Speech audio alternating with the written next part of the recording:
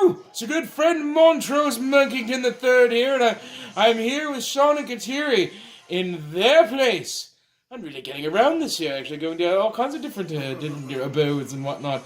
So we just finished watching the first period of the Bruins taking on the Leafs, and slightly different than the other night. The Bruins are actually ahead 2-0. First with a goal from Charlie Coyle, number 13, who was assisted by David Baskets, who's returning this evening apparently, or he was out for something or other. I wasn't not quite sure. And then of course there was the other one, which was from the man, Brad Marchand, like that guy. He's just trolling people. Yeah, love that. You know what? I with him on your team, they're gonna lick him. That's what I say. You know, and he was assisted by Pasternak and Krug. Yes, there we go. And it has been a considerably physical game as well. Don't let the score fool you. It has been hard fought. Literally blood. Right, because David Backus, not only was he assisting Charlie Coyle, but he was also being a rather bit of a ruffian. He was. Yes, he got into a scrap, which led to a 4-on-4. Because he got into it. Who did he get into that with? What are your fellows? Kadri. Kadri? Oh yes, there is. And then of course was that with the delivery where he delivered the elbow to the visage and got it with a bloody nose. They're a little bit that wasn't. I think that was DeBrusque, wasn't it? That was DeBrusque. Oh right, yes, it was DeBrusque. He's been rather a bit of a yes, being a bit of a goon, as they say. So it's been an experience, that's for sure. Maybe it's just the surroundings. I don't know. We'll have to see what happens in the next game, because that's going to be back at Casa de Montrose. So so far so good. Now you had mentioned earlier, Kateri, that you had worries for Anderson in that he is often susceptible to the easier goals. When things go in, they seem to be a little easier because there's a bit of a reputation that he is absolutely insane because he makes insane saves. Right. It's the easy ones you need to be a little concerned about. So a lot of times, especially in playoffs, people start getting a little fancy, which works in our benefit because when they're fancy... Because he can stand on his head. When they're fancy. Right. They gotta make it a little easier, but they won't do that. They're gonna try to outsmart him, but...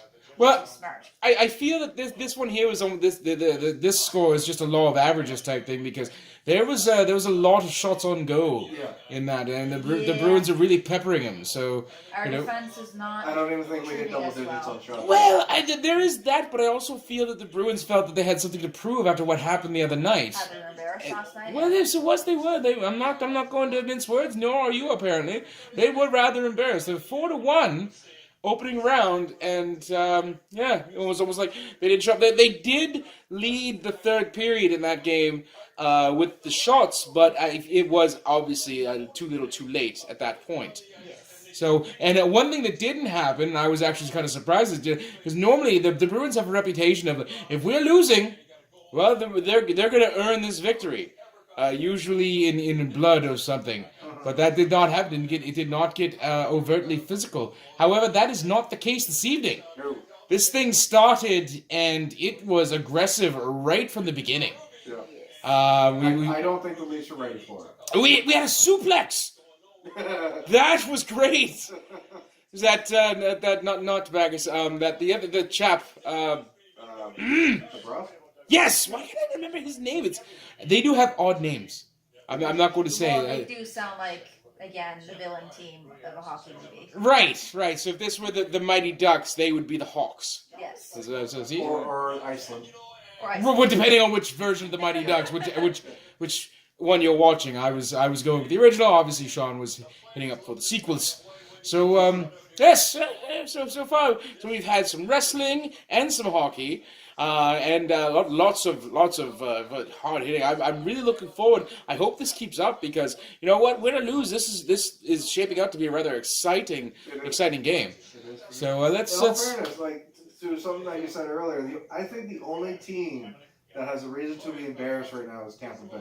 Oh my goodness, yes. Sorry. What was that all about? That was just like, it's just so delicious. Right, they were favored to absolutely crush these playoffs, and They're getting they're getting stripped naked. by Columbus. Of Now, all teams. I don't know a lot about hockey, but I do feel that if you're getting trashed by Columbus, Ohio, there's something. Like hillbilly.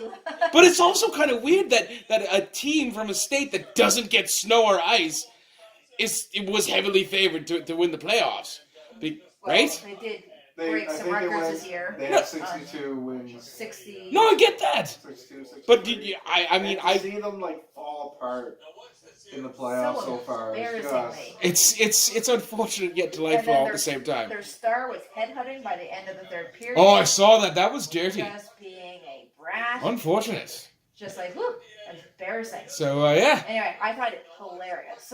Well, the irony is often delicious when that sort of thing happens. So we're gonna spin on here into the second period. I hope you continue to join us here.